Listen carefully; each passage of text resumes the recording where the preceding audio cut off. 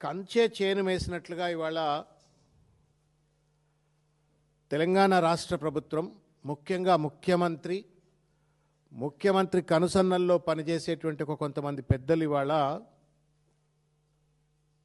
Cinema పరిశ్రమ పైన పెద్ద ఎత్తున ఇవాళ జులుం చలాయిస్తూ ఉన్నారు. అదిరించా, బెదిరించా, నయాన్న, భయాన్న లొంగ తీసుకొని వాళ్ళ సినిమా పరిశ్రమ ద్వారా విచ్చలవిడిగా అవినీతికి పాల్పడుతూ డబ్బులు దండుకుంటున్నట్లుగా స్పష్టంగా కనబడతా ఉంది. నచ్చిన వాడికి